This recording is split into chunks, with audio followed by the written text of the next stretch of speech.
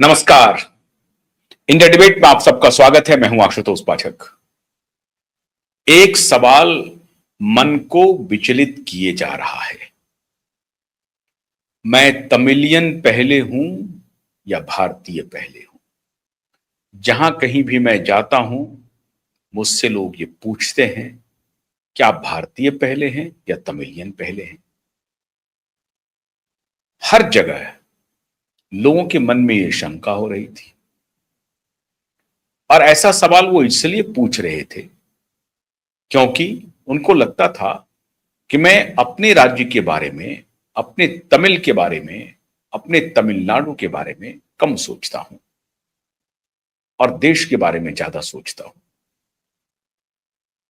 अब मेरे सामने एक बहुत बड़ी चुनौती थी। मैं कैसे अपने लोगों को बताऊं कि मैं अपने राज्य के बारे में भी सोचता हूं और देश के बारे में भी सोचता हूं। इसमें कोई शक नहीं है कि जहां मेरा जन्म हुआ है, जो मेरी मातृभूमि है, जो मेरी प्राथमिक भाषा है, जो मेरा क्षेत्र है, वो मुझे बहुत प्यारा है। लेकिन जहां मेरा जन्म हुआ है, जो मेरी भाषा है, जो मेरा क्षेत्र है, वो अंततः भारत में ही आता है। इसलिए मैं भारतीय भी हूं। लेकिन पहला प्रेम मातृभूमि से है, मेरे जन्म स्थान से है, मेरी अपनी मातृभाषा से है और वो भाषा है तमिल। वो जन्मभूमि है तमिलनाडु और वो लोग हैं मेरे तमिलियन। इसी सवाल से वो वाबस्ता थे, परेशान थे और वो जवाब नहीं दे पा रहे थे। आज तक जो तमिलनाडु में राजनीतिक गतिविधियां हुई, वो क्षेत्रीय स्तर पर ही हुई। हमेशा तमिल प्राइड को लेकर के वहां जो आजमाइश होती रही, वो लोग आगे बढ़े जिन्होंने तमिल और तमिल प्राइड को आगे रखा। वो कभी भी अपने को देश से जोड़ करके नहीं देखते हैं, लेकिन वो विदेश में ऐसा भी नहीं है। भारत के ऐसे अभिन्न अंग हैं जिसके बारे में वो सोच भी नहीं सकते हैं, लेकिन भाषा के आधार पर वही एक प्रदेश है जिसने सबसे पहले भारत वांग्मय से अलग होने का बिगुल फूका था और ये आप सबको मालूम है। खैर, वो सफल नहीं हुआ, वो कामयाब नहीं हुआ। लेकिन तमिलनाडु से कोई राष्ट्रीय अभियान चले, देश के स्तर पर अभियान चले, अपने राज्य को पीछे छोड़ करके देश के बारे में सोचना शुरू कर दे, ऐसा कोई नेतृत्व आया नहीं। और अब तक वो देखने को मिल रहा है। चाहे करुणानिधि का मूवमेंट हो, चाहे एमजीआर का मूवमेंट हो, चाहे जयललिता का मूवमेंट हो, बड़े बड़े लोग आए, बड़े बड़े नेता आए, लेकिन जैसे कि टॉलीवुड बॉलीवुड से हमेशा कंपीट करता रहा और कई संदर्भ में टॉलीवुड बहुत आगे भी निकल जाता है, ठीक उसी प्रकार से तमिलनाडु भी रेस्ट ऑफ द इंडिया से कंपीट करता रहा। स्वस्थ प्रतियोगिता रही और उसमें तमिलनाडु को बहुत कुछ लाभ भी मिला। वहां शिक्षा का माहौल बना, वहां इंडस्ट्री लगी।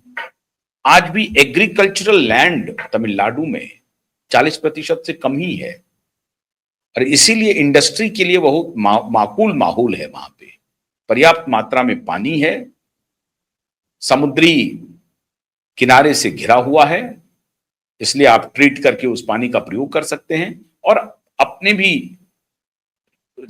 जमीनी भूभाग में भी पानी की उस तरह से कमी नहीं है। हालांकि पानी का लेयर थोड़ा सा नीचे है, लेकिन इंडस्ट्री लगा वहां पे। अब मैं ये सारी चर्चा क्यों कर रहा हूं? इसलिए कर रहा हूं कि अंततः अन्ना ने भारतीय जनता पार्टी का दामन छोड़ दिया, साथ छोड़ दिया, इस्तीफा दे दिया आज, और वो इस्तीफा एक्सेप्ट भी हो गया।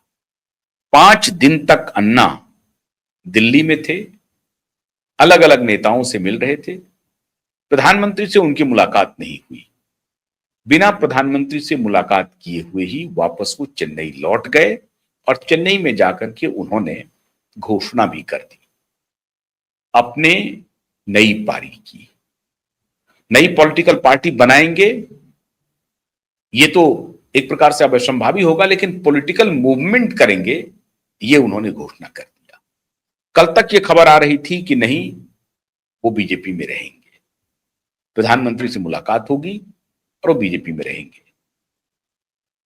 सामने से हमको आपको ये दिखाई पड़ रहा होगा कि अन्ना ने इस्तीफा दे दिया, उनकी बात नहीं बनी और उन्हें साइडलाइन कर दिया गया और बीजेपी उनके इस्तीफे पर आकर के समझौता कर लिया। बीजेपी उनको मनाने की पूरी कोशिश की, उनको जो कुछ भी देना था देने की बात हुई और वो नहीं माने और वो फिर बीजेपी का साथ छोड़ दिया, इस्तीफा दे दिया।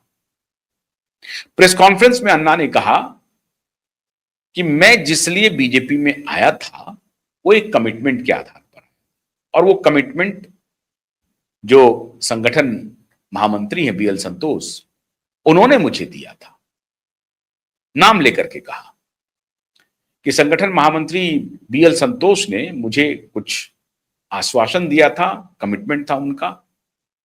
वो आश्वासन शायद पूरा करने की स्थिति में भारतीय जनता पार्टी अभी तत्काल नहीं है, इसलिए मेरे लिए कोई मौका नहीं बचता है कि मैं बीजेपी में खुद को कंटिन्यू करूं। साथ ही साथ कहा, प्रधानमंत्री के बारे में उनके दिल में हाईएस्ट रिगार्ड है, प्रधानमंत्री की वो तारीफ करते हैं, करते रहेंगे। प्रधानमंत्री को लेकर के उनके मन में अटूट श्रद्धा है, विश्वास है, आस्था है।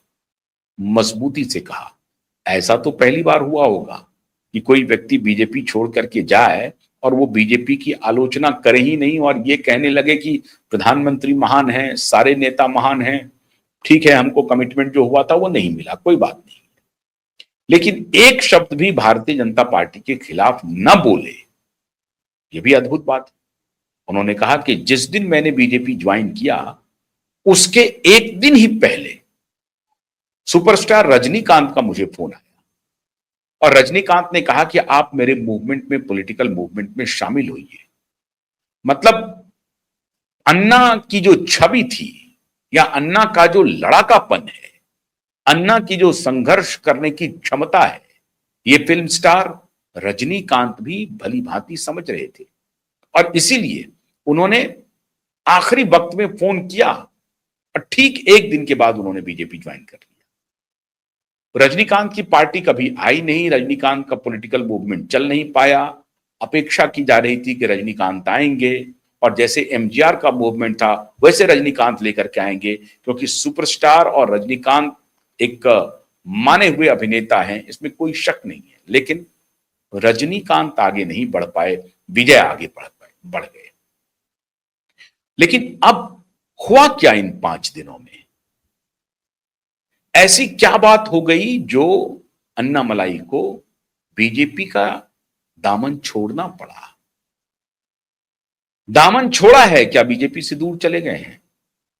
बिल्कुल नहीं, वो बीजेपी से दूर नहीं गए हैं।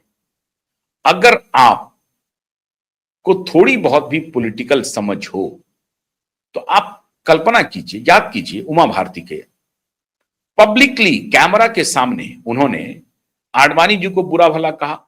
वहां पर उपस्थित जितने बड़े नेता थे भारतीय जनता पार्टी के सबको बुरा भला कहा और उस दिन उसके बाद उनको निष्कासित किया गया और पार्टी छोड़ करके चली गई।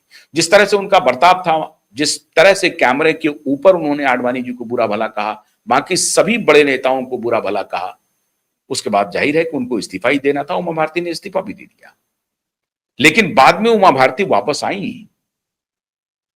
गोविंदाचार्य नहीं आए, लेकिन गोविंदाचार्य उस तरह से आप कह सकते हैं कि वापस नहीं आए या उनको वापस आने की इच्छा नहीं हुई। वो एक अलग प्लान पर चल रहे थे, वो एक चिंतक की भूमिका में थे। लेकिन अन्नामलाई ने अगर साथ छोड़ा है तो अन्नामलाई ने यूं ही साथ नहीं छोड़ा। जो कमिटमेंट उनको भाजपा के अंदर रहते हुए पूरा नहीं हुआ, वो कमिटमेंट भाजपा के बाहर जाने से पूरा होगा। आप पक्का मान के चलिए कि अन्नामलाई इस मूवमेंट में अकेले नहीं है।